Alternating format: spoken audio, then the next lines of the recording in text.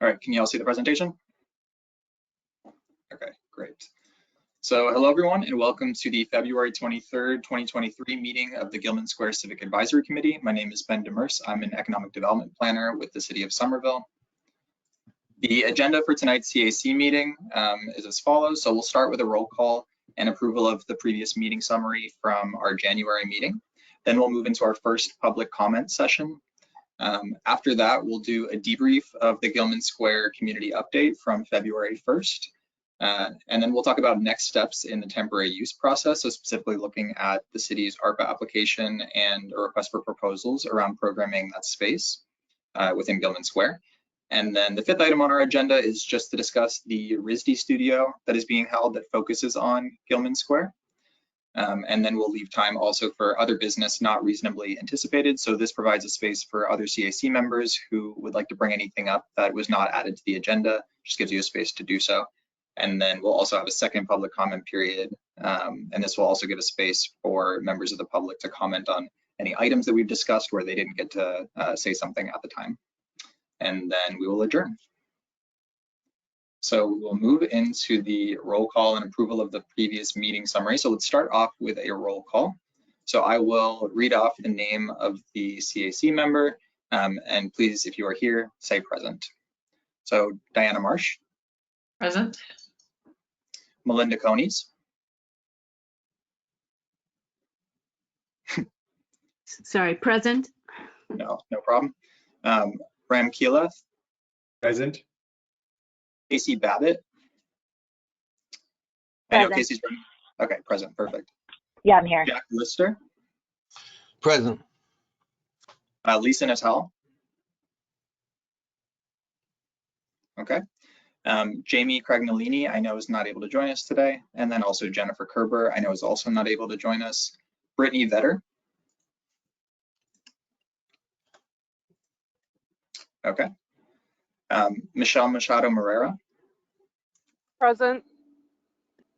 Thank you, Michelle. Ben Elgard, I know I can see you in the attendee space. So hopefully is able to get the tech issues worked out, but Ben, we see that you're here. Councillor Jesse Klingon. Present. Thank you. Awesome. And then Councillor Ben Ewan-Campen. We do not see. Okay. Perfect. And then I'll also move to approve the previous meeting summary. So I sent that out with the meeting materials that were sent around for this meeting. Does anyone have any comments from that meeting summary of what was discussed or the way that we summarized it? No comment. Okay, so we move consensus. Sure. That's good. Perfect.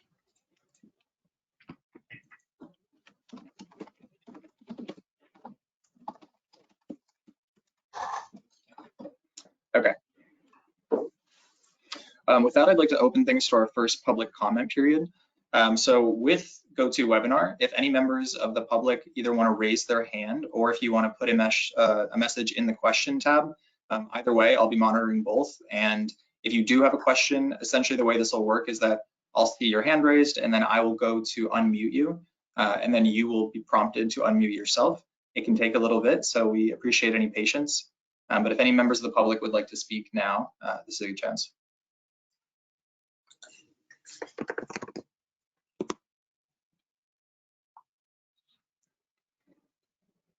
We'll just give 10 to 15 seconds.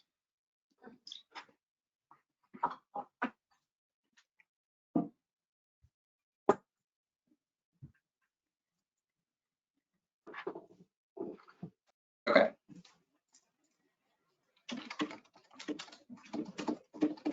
So it seems there's no public comment in this period. Like I mentioned, if anybody does have something that they're thinking about, will be another public comment period at the end of this meeting, so you'll have another opportunity. With that, I'm going to move into our third item, which is a debrief of the Gilman Square community update on February 1st. So just to summarize quickly for anybody who potentially was not there or any viewers watching this. So the city hosted a Gilman Square community update on February 1st, 2023. And we had approximately 70 community members who attended. just to summarize what those goals were again, so we essentially wanted to communicate updates from city departments regarding the Gilman Square area and the Homan site in particular, just because a lot had happened and changed in the last year. The last update like this was held in March of 2022. And then we also wanted to answer any questions related to the topics that were discussed and advertise future channels for engagement. And as CAC members know, in the last CAC meeting we discussed, we were potentially going to also have an activity around temporary use of the site, but we decided that would be a lot for that one meeting. So we decided that wasn't the best avenue for that. I know a lot of the CAC members here today were in attendance for that, but I'm just going to summarize a little bit of what was discussed, some of the updates that were given. So Viola from our mobility division gave an update that a detour for the community path is going to be installed down Medford and School Streets to allow for construction at Somerville High School. And this will be opening in spring of 2023. Viola also showed the 60% drawings for the streetscape and mentioned that the mobility division is working to finalize construction documentation for the Medford and Pearl Street streetscapes. So hopefully we'll have those ready soon. Next was that the city is coordinating with the new MBTA administration around artwork on the TPSS. So as CAC members have commented, the TPSS building within the Gilman Square area is gray and could use artwork on it to really help add to sort of like the visual presence within the area.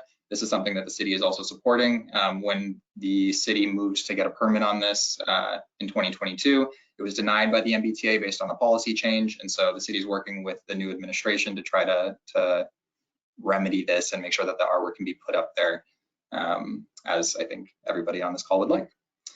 One of the big updates that was given was that the city's engineering department confirmed that the potential installation of a stormwater tank at the Homan site would not preclude development of the site. Brian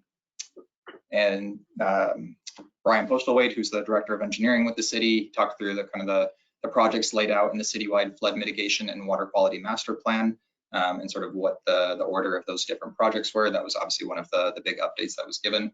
And then lastly, Rachel and myself presented on essentially giving an update around development within the Homan site. So before development can occur at the Homan site, the city will need to complete a disposition plan, which essentially helps the city determine the priorities for disposing of city-owned property. And then the city will likely go through a request for qualifications, or RFQ, or sometimes called a request for information or RFI process, to identify development options and see if there are developers interested in moving forward without the mobile station, and then might consider the use of an urban renewal plan, but we're not sure of that yet. All of these decisions will likely take about 2 years before you see any sort of development moving forward or construction on the site. So in the meantime, the city plans to work to temporarily activate some combination of the Homan site, the triangular park at Medford and Pearl Streets, and the Medford Street Bridge. So that was really a lot of the updates that were given. Obviously, it was a lot of information. That was why we sort of removed that activity. And I said this during the community update, but I'll reiterate it just for anybody watching, that a lot of the CAC members learned this information at the same time as the public. So we really wanted to give some time during this CAC meeting to sort of debrief, hear anybody's responses to what was discussed during that community update, and also answer any questions. I'm sure it raised questions for CAC members that maybe y'all wanted to leave time for members of the public to ask during that actual community update, but we do have time tonight to also talk about this. So please feel welcome to unmute if you do want to reflect on anything that was discussed at that meeting.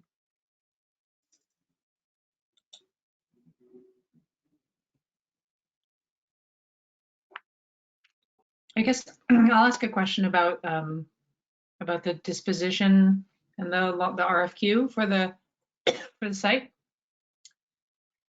Is that something, I assume that's something that our CAC is going to be able to provide input into, like the goals in the RFQ, where we would help articulate the kinds of things that we want to see at this development site? So that would go in the RFQ? Yes, definitely. The disposition study piece has a broader citywide lens. So that's like, we're still figuring out what that process is going to look like. Because again, that's sort of zoomed out. It's not, the focus isn't really the site. The focus is really what are all the city assets that would be disposed of, what that looks and what those processes are going to be. but the RFQ, absolutely. And so the RFQ process is really that first step of, what kind of developers are we looking for? It's laying the groundwork of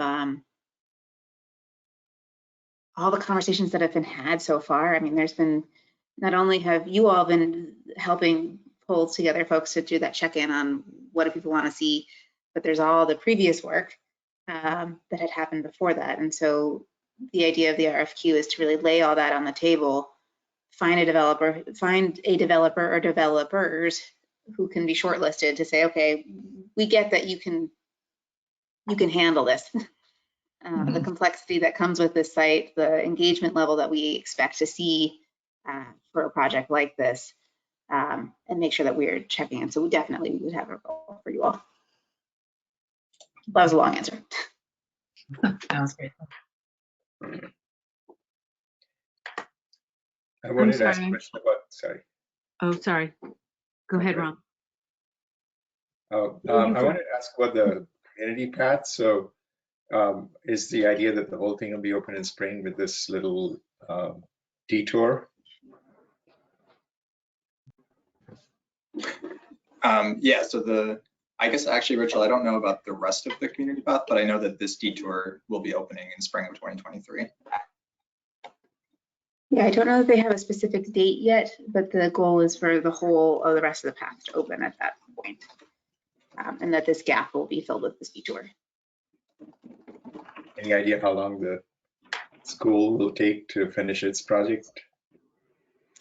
I believe it was stated it certainly this whole season, but it's possible it could take up to a year still.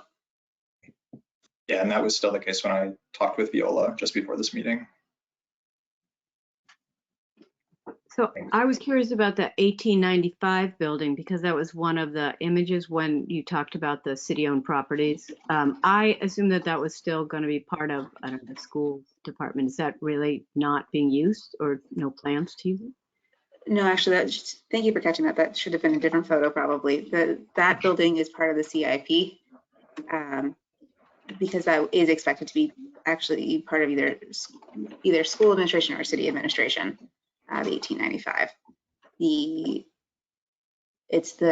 There was, when the building master plan was put together, there were several buildings, several sites that were considered for disposition. And then there's a lot of smaller pieces as well. So there's things like the city owns a property in East Somerville, Cross Street East. The city also owns a property on College Ave and over near Davis. And so trying to think through how they all play out. Right, so you said the city is still determining the disposition study process. So this is not something that the city has done before, reviewed property? It's been a while. There's sort of the intent of this is to really take that zoom out view for a beat, make sure that we're checking in on how all those properties come together.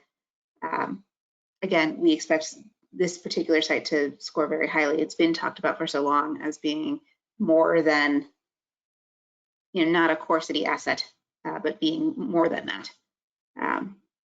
But trying to figure out we need to sort of document that before we can actually, if this is part of the process we would need to do no matter what, we have to document and surplus a property if we're going to move forward with private development on it. So it's one of the steps. Okay.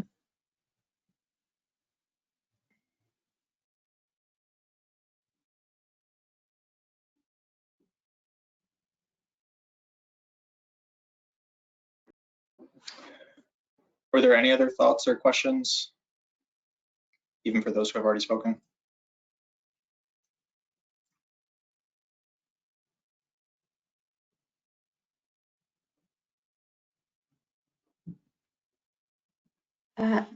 So for Ben Elgart, I just sent him a pin.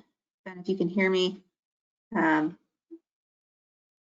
not sure how this exactly works with the phone, but we'll see if we can get him in just in case he had thoughts that he wanted to add as well. Okay.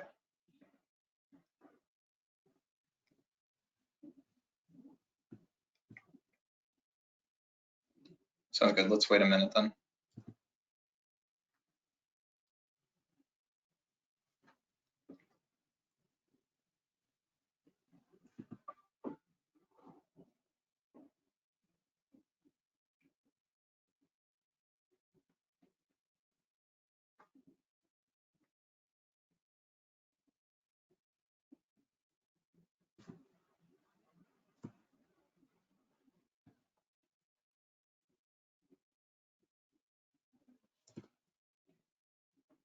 All right, might be able to move forward. Okay.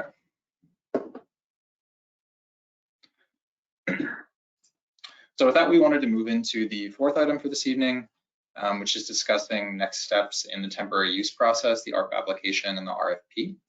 So just to kind of summarize specifically what was discussed about the temporary uses before longer term development can start.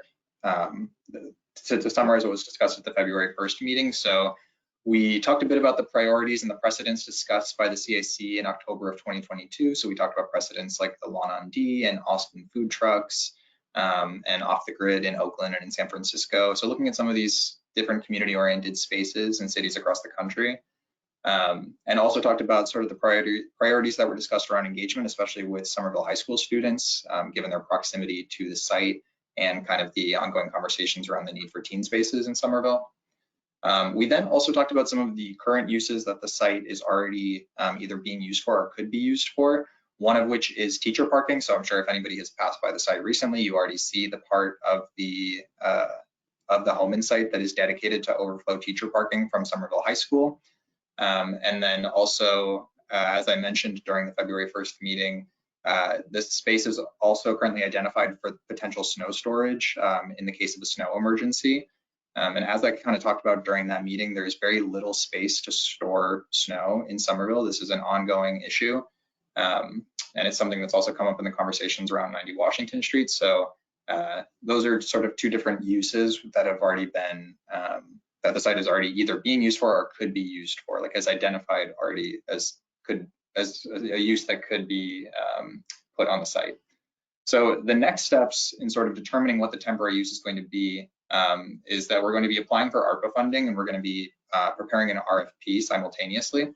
So getting a little bit more into the specifics of this, economic development is currently working on an ARPA application for funding to contract an operator to develop and manage temporary activations at both within Gilman Square and then also at 90 Washington Street, which is an SRA owned site in the eastern part of Somerville, where there will also be longer term development, but looking to do some temporary uses in the short term. In Gilman Square, the main tasks of this operator would likely include determining which of the sites out of the Holman site, Triangle Park, and Medford Street Bridge really work for temporary activations. And then also conducting any additional community engagement that's deemed necessary, such as deeper engagement with Somerville High School students to find out more specifics of the types of uses that could go on this.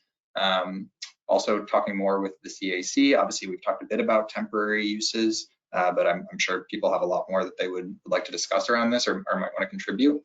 And then once they had done that engagement, the operator of the site would be looked to for essentially planning a calendar of activations and preparing the site for these activations, and then managing those temporary activations over the next year, or really over a set time period until development was sort of set to start. And so we're putting in that ARPA application. So that's an internal process within the city. Me and Rachel and another of our coworkers are working on that. And then simultaneously, as we're waiting for the decision to be made about that ARPA application for funding, we'll be drafting the RFP, the request for proposals that will be used, that will be distributed to essentially solicit proposals for operators of that site. And the hope is that we'd be able to know about funding by May, so within a couple of months, and then we would be releasing that RFP in May or June. That is our goal timeline, and then could hopefully select a recipient of the contract within probably like July or August. That's really the timeline that we're hoping for.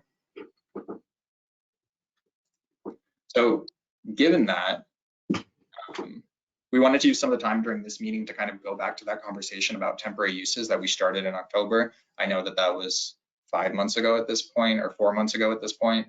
But as we're sort of working to draft that RFP at the same time as we're waiting for the ARPA allocation, we sort of wanted to talk through what CAC priorities would be for that RFP and for the operator who ends up managing the site. So really thinking a little bit more about types of activities, but also just the capabilities of an operator. It's obviously something that will kind of, it still needs to be shaped a bit, but curious to hear after the conversations that we've had about temporary uses on this site, sort of what's floating to the surface.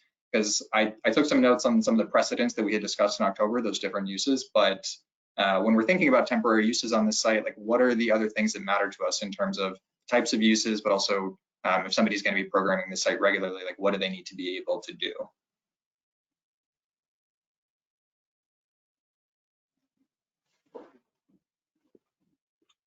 Could I step back to the current temporary uses and ask, Yeah.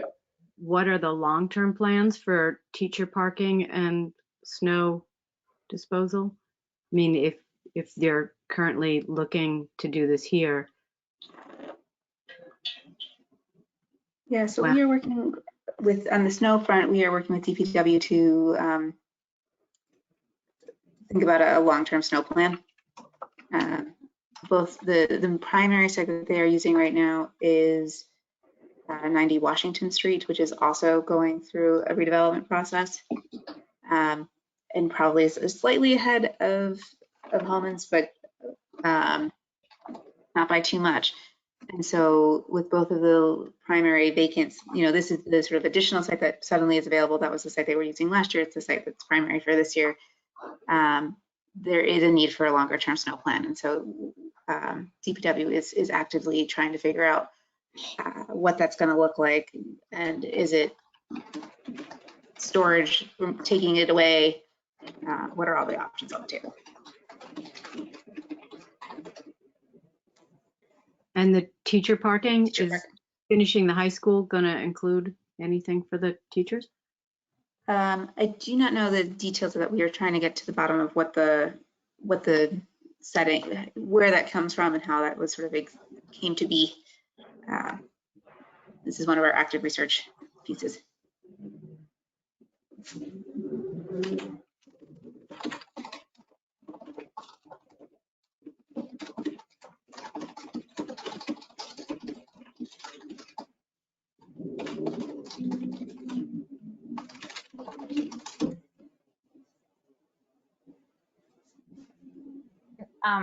What kind of time, when we say temporary, what kind of time frame are we talking about? Yeah, so the goal would be to be able to start potentially programming the site late, again, this is the goal, is late summer 2023 into the fall. And then essentially programming the site for probably at least a year. It will definitely be impacted as there are more specifics about the timeline of development, but I think we're expecting fall 2023 to fall 2024 approximately. But I think that could vary slightly. Okay, so this is while the RFQ, other acronym. Yeah, so this could be while the RFQ for longer term development is going on, Rachel, correct? Yeah. Exactly. Yeah. The goal is to really, can we hit on some of those priorities that we heard from folks over the summer? Are there ways that we can sort of address some of those goals and test out some ideas during this interim period?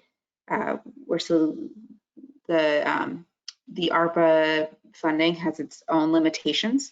ARPA funding can only be used through the end of December 2024.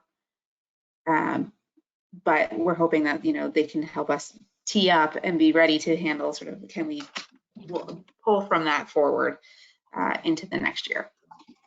Got it. Okay, so we would be looking for a vendor of some kind that could do something temporary, but we wouldn't be building anything. It would have to be a mobile. Yeah. Right. Okay. They might be able to we might be able to buy furniture or the other thing that they might be able to do. So this is kind of things we've been curious what you all think is if they were to bring in, do we want to write into this RFQ We want to see them bring in artists, or we want to see them bring in, you know, I know we have Lisa on our group here, right? Like bring in local fitness classes, or like what kinds of things we want them to sort of program as possible, right? Part of the thought that we had is we need them to really identify what's workable for event spaces. Like what can they do on the bridge? What can they do on the triangle? What can they do with the gravel? Do we have to pave a part of the gravel to be able to do something more with it? Can we park food trucks on the edge of the gravel so that it's accessible from the sidewalk? Those are the kinds of things we've been thinking about so far after the conversation we had in October. But we do want to sort of check in with you all also, and as we start writing. Yeah. Well, I don't know if this came up on February 1st because I wasn't there, but I did see in some Gilman Square Facebook group, someone wrote about a like pop-up coffee shop or something. So maybe that's an idea. I think someone said like, anyone want to start a pop-up coffee shop? I don't know who it was, but there's an idea.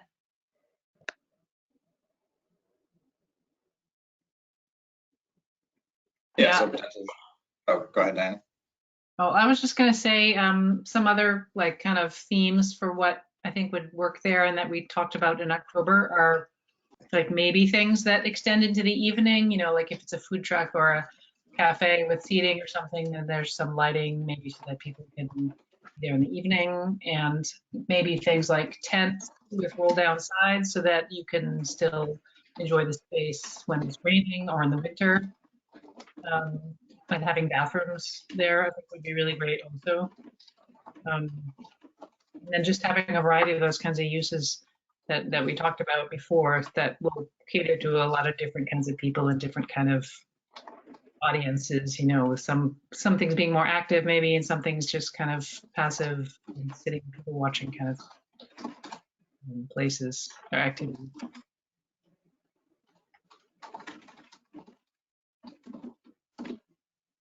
Do you have a writing comment from Ben, who's still struggling with the phone? The system is not quite cooperating today.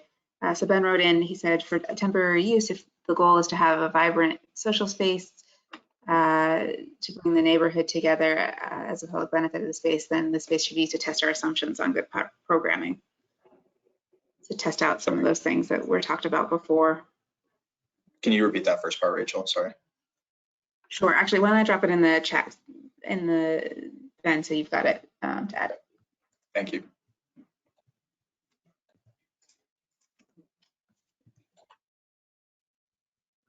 Yeah, so hearing a communal space, a space that's available during the day, but into the evening for a variety of different uses, a variety of different users. Also thinking about logistics like bathrooms at the site. I think definitely if we're expecting it from late 2023 into late 2024, then definitely programmable in the winter as much as the summer. Yeah.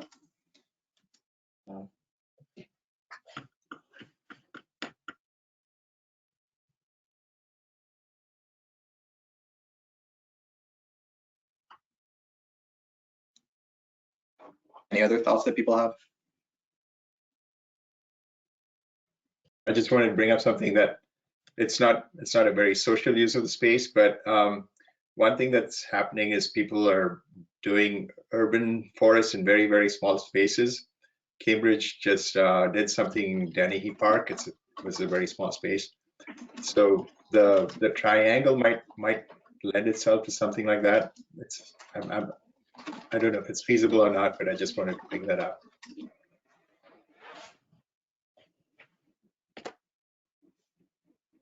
Thanks, Ram. I think we can run that by our public space and urban forestry team. I think they've looked at that already, just in case, but we can run it by them again just to be sure. Okay.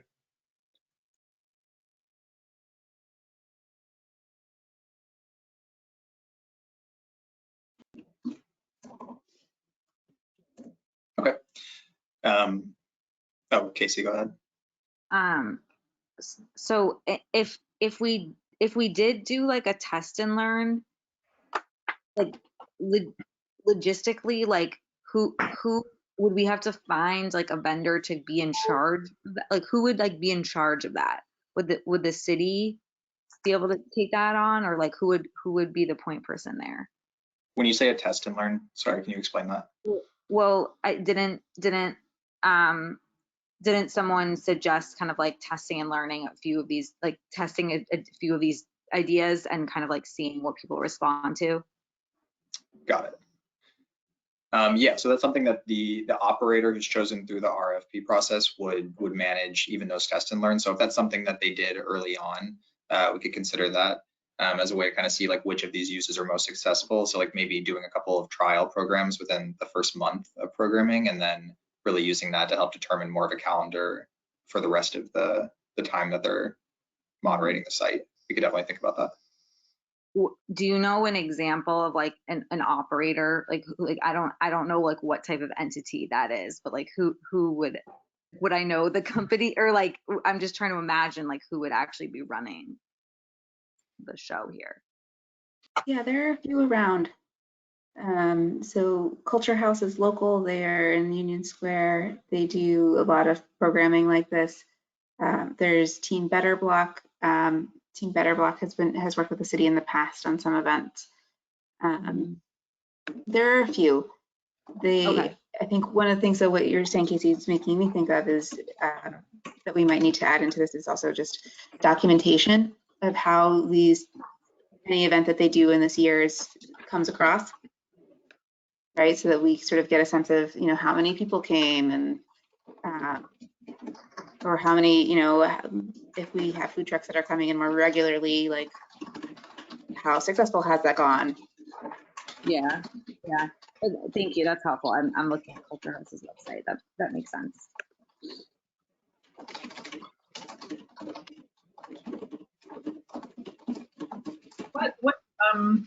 Sorry, wait, am I on mute? What happens after fall of 2024 or the end of 2024 when we can't use ARPA funding for it anymore? And I mean, I can't imagine that there would be construction happening already on the site. Just doing the RFQ is probably going to take like all year, and then for people to design it, even if you pick somebody instantly, for them to get their design and permitting, it's going to take a while. So is there a way to continue it into 2025, or maybe the site is kind of has other Somerville funding, or is self-sustaining maybe through like cafe sales or something? Or because it would be a shame to just have to shut it down and then just have it sit empty again for another year. Yeah, that's a great thought, is how do we might be able to work in, as we start thinking about this, and I'm saying this as I'm thinking it through as you're based on your comment, is do we add in things like we should probably write in like any furniture needs to be furniture that we keep. Like we don't rent furniture, we build furniture, or right, like if we're putting up, this is one of the things that we've explored with Team Better Block in the past, is like, can we crowdsource the construction of some furniture for the area, right? Can we work with the high school to build some stuff? Like, can we build things that, or can we do some painting on the, on the stairs or something like that, that really adds some vitality? Or same with like, if we think about the food truck side of things, right? Like if we were able to figure out how to bring them in, that one might be able to keep going. But I do think we'll have to sort of, this is gonna be when we're gonna have to sort of figure out, and that might be part of the task is to, for whoever is working with us, is to say, okay, how do we keep this going without you? Yeah. I mean, I've seen a lot of places like maybe in Brooklyn, San Francisco, where they've bought, I think the city just went and bought like a shipping container, for example, in this particular playground I'm thinking of in San Francisco called Playland. I don't think they rented them. I think they just bought them because they're like $4,000 each or something, or I don't know what it is. But like, they have that, something like that retrofitted to put on the park, and then the city owns it and it just stays there as long as it needs to. And that can be a site for various indoor uses. And I've also seen like portable trailers that have bathrooms in them, like in Brooklyn and in Denver, Brooklyn. And I don't know if there's a rent or not, but if the vendor can be creative and find low-cost ways of doing things, I mean, they can just buy them outright, or as you said, build them inexpensively, and then worry about returning them later on. And you just have maybe have food truck vendors coming in, and the rest of it kind of runs by itself mostly.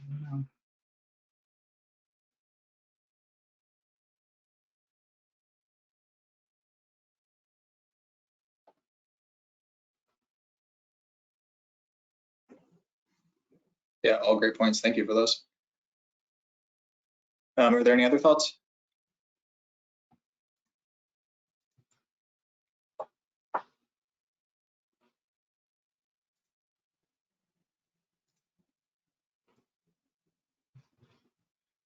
Okay. Okay, so we will keep working internally on this RFP, and we'll update y'all on these future CAC meetings how that process is going, and if there's any other space where it'd be like really helpful to have input, seek that input. Rachel, is there anything else you would want to add on this topic? Oh, this is super helpful. Thank you. We're going to start turning this into written language that we can talk through again if anything comes up between now and the next month. Sounds good. With that, I will move into our 5th agenda item, which is to just give a quick update about a RISD studio that is focusing on Gilman Square, which I'm sure many of y'all are familiar with already. So building on work from a studio that was hosted last year, W. Gavin Robb is leading a studio at the Rhode Island School of Design at RISD, focused on Gilman Square. So the studio is first going to develop research toolkits that are focused on the square, and then they'll create what they're calling aspirational design proposals for the home insight that focus specifically on long-term community resistance, integrated housing types, and public programs that create a model of equitable community building. I think there's a lot of range within that of what these proposals might look like ultimately.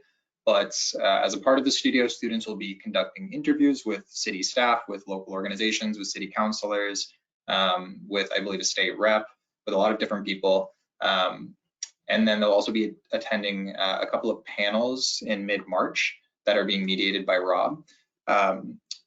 So Gavin also asked, though, if any members of the CAC might want to be engaged in this type of studio work. So whether that be engaging in the panel on March 20th or one of the panels, or at either of the reviews. I believe they're still determining the final dates of the reviews. The mid-review last time we spoke was April 10th, but they're still determining the date of the final review. The dates part is not as important, but if you're really just interested in being involved, talking with students who are doing this sort of design work, they seem like a really great group. Rachel and I just met them at the beginning of this week. So if there is any interest, please let me know, and I can share your contact information with Gavin, and he can reach out about next steps. Is there anybody immediately now who knows they'd like to engage on this? Truly no pressure. Also, just feel welcome to email me after. I know it's a commitment. You know if it means traveling down to Providence for these panels? The mid-review is virtual. The panel, I believe, is local, and it actually could be virtual. Regardless, I can pretty strongly say there's not an expectation of going down to Providence, from my understanding, at least not for all of the different engagement opportunities. So even if that ended up coming up for one of them, there'd be others. Would it be like a whole morning or whole afternoon or something like that? Yeah, I'm not sure how long the panels are. Again, so this is all stuff that Gavin could definitely give more and better details about. I know like the mid-review is kind of long, but you could probably go to a portion of it. Often these sorts of design crits or reviews will have people coming in for just a couple of hours and then shifting at another part of the day because they know it's a long day and people have other responsibilities. I might be interested in helping with the reviews, depending on what the dates and times are with them. Okay.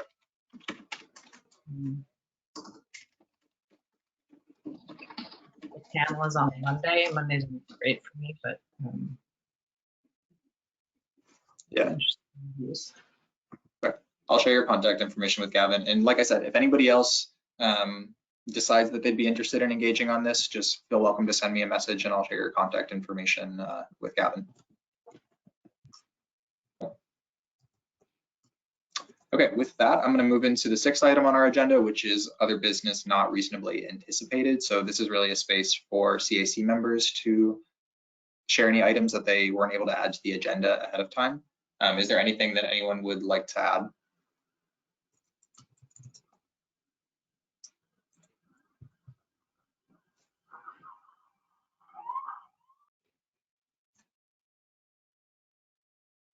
Yeah, Melinda.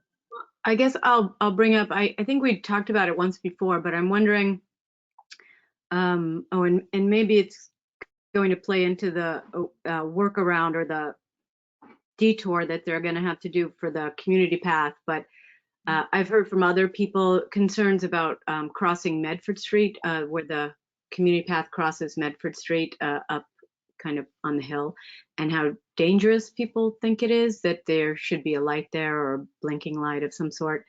And I was just wondering if that was being talked about as part of, even, I guess you'd still have to cross the street if you're doing the detour around. But are you familiar with where I'm talking about? Yes, Rachel, is this something that's come up in conversation with Viola at all? I'm trying to No, but remember we from the can- map which side, I thought like the bike where you end up crossing Medford. Yeah, the bike Yeah, lane it will go down to, where, so that you wouldn't have to cross the street if you're going on the community path. Like it would be on the south side of Medford. Is that what you're getting at, Melinda? So it would be right next to the Gilman Square parcel, and you have to cross the street to continue with it. So it's right at the top of the triangle, right? Kind of, or further up, if beyond the triangle, I think. It's you just pass that parking lot for that building. There, the community path comes out there, and then you have to cross to go to the T, the entrance to the T. And it's very dark up there, and so there's no light even really to see so well. And The piece that I'm curious to talk with our mobility team about is I'm not actually sure if the detour along Medford Street is on the north or south part of the street, so I'm not sure where you would end up crossing Medford. But I guess I want to clarify, is the concern about, I mean, it might be about both of these, but is it about short term with the detour, or is it more about long term once the full community path is open? Okay, thank you. Yeah, that's something that we can check with our mobility team about.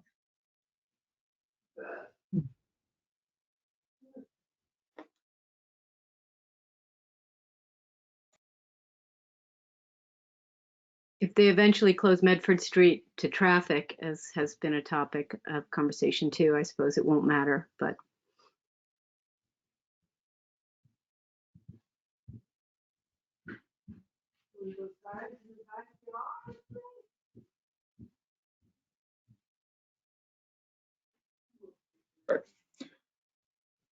Yeah, I can circle back with them and hopefully have an answer at our next meeting.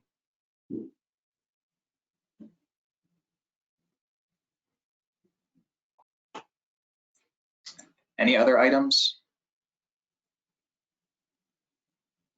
Okay.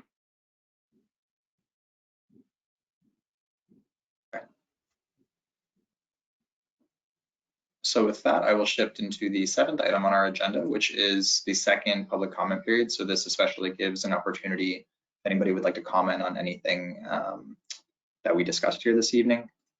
So I'm just going to look to the attendees. I see a question that had come in.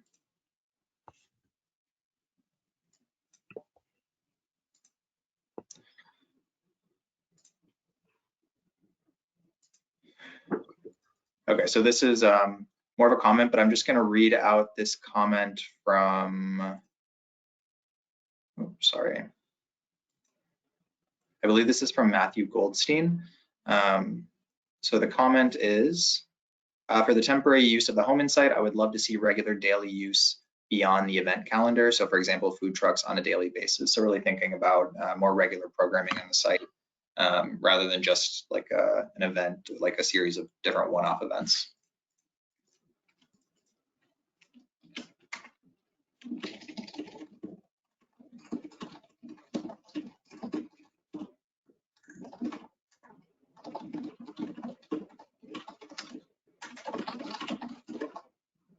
Also, sorry, somebody else had commented for me to mute when I type, so just give me 1 second.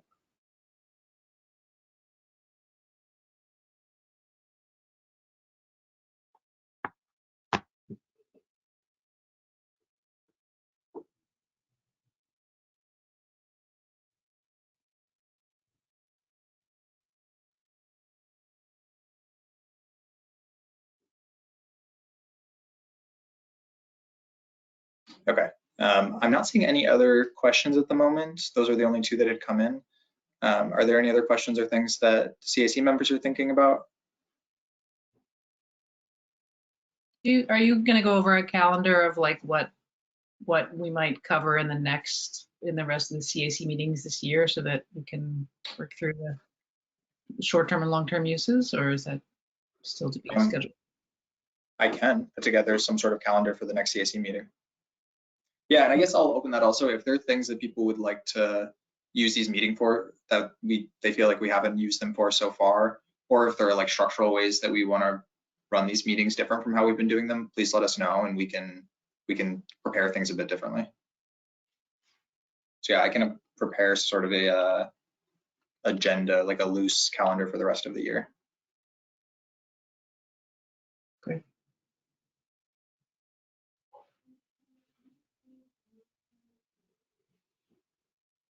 There is another question that came in from the public. Just wanted to reference it. The person asked, has there been a meeting scheduled to talk through ideas for the Holman site, and I assume that's for long-term. If I'm getting the answer, if I'm reading it correctly, or what might be determined in the future. This is for the short term. So yes, this is the first conversation this is part of the conversation about the short-term uses, and we are still working through that, and all ideas are welcome.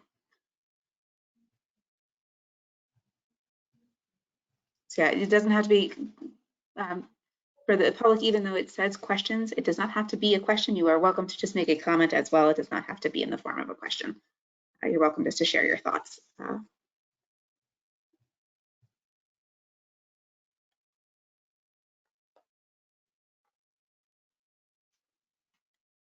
Yeah, and we can, with that note, we can give like a minute if anybody's formulating a comment.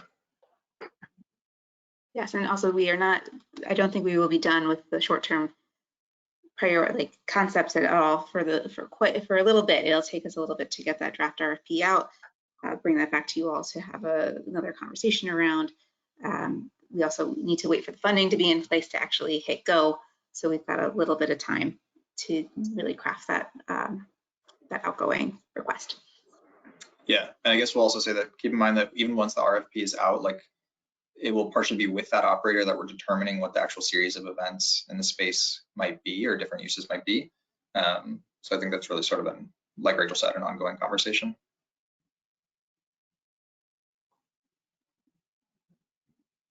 I agree with the previous comment about how we should have like daily activities available on the site. I mean, not like programmed activities, but you should be able to go there and do something every day and not just some special event every Saturday night or something. Because like, for example, there's so few restaurants, casual places to get like a piece of pizza or something in the neighborhood. And so, you know, if people could go there any time of the day and get some casual food, I think that would really help activate the space and bring, you know, test the market for different types of restaurants or food on the site. So to me, that seems more important than having like special events once in a while. Like just how can you program it so that people can use it all the time? You know, like restaurants, like maybe a little playground kind of area, seating area, some shady areas, some warm areas, and just a space that people can just go use at any time.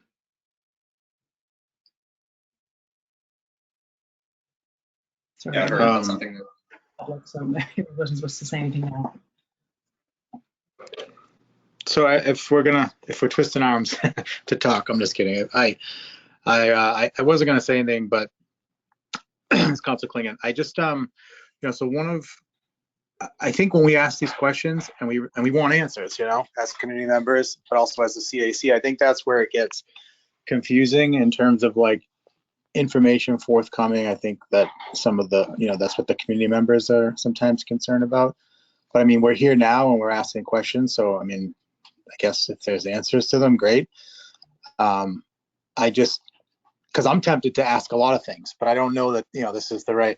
I want to know like if and when the decision to close Medford Street Bridge is going to happen. You know, we hear a lot of rumors about using the bridge for teacher parking. We hear a lot of different things about the Homans and and so on. And I know those conversations are happening.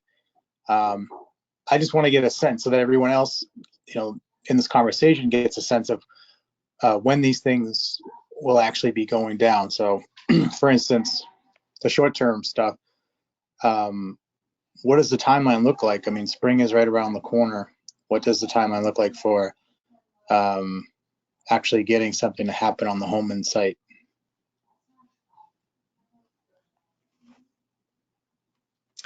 Yeah, so I mean, our goal is that if we're able to secure ARPA funding this spring, that we could have the RFQ process out in sort of the early to midsummer, and then hopefully have an operator on around July, August, and then hopefully they could have something temporary on the site within the fall. It's hard to give like a much stricter timeline than that, but that's what our goal is for starting to see things more regularly on the site. So there's no way to do it without an operator.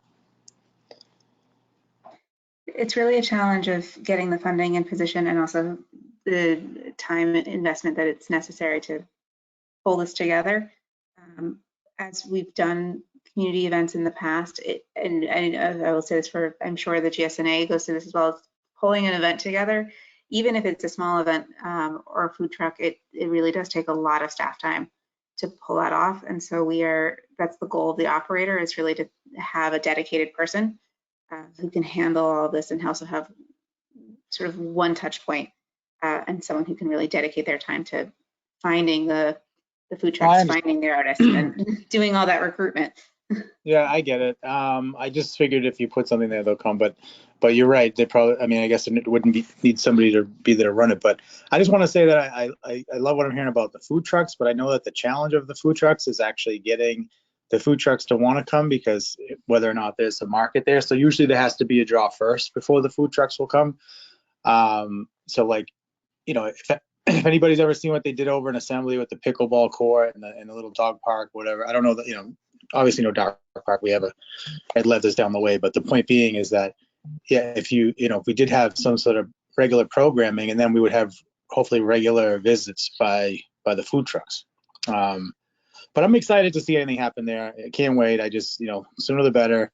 I just want to, I'm chomping at the bit here because, like I said, I know it's snowy out now, but spring is going to be here, and I hate to finally see something happening in there in like August, because how government works. So hopefully we can really get the ball rolling and see some, and also, start to finalize some answers around what's going to happen with the bridge, and what might be the longer, shorter term plans for the Holman site. Thank you.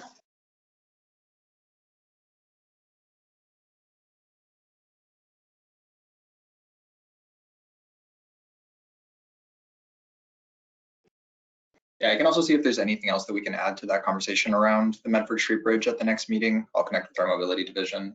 I don't have anything to share at the moment, but I'll ask them if there's anything else pertinent that we can share.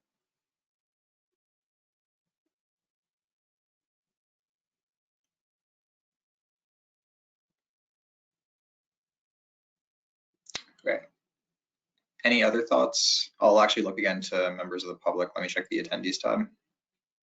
Does not look like anything else has been added. Okay. So that's the last item on our agenda. So I think with that, we really can move to adjournment, but thank you for all the comments on these today. Like Rachel and I said, we'll be working on that RFP and hopefully have more to share at next month's meeting. And about the other questions that were asked this evening, I'll circle back with other city staff and see if there's more that I can get to share at the March meeting, which is scheduled for March 23rd, because March dates are the same as February. Great. And with that, we'll move to adjournment. Do we have consensus on that? I guess if there's anyone not agreeing with consensus, please say so. Okay, sounds good. And I will see you all in March. Thank you. Thank you.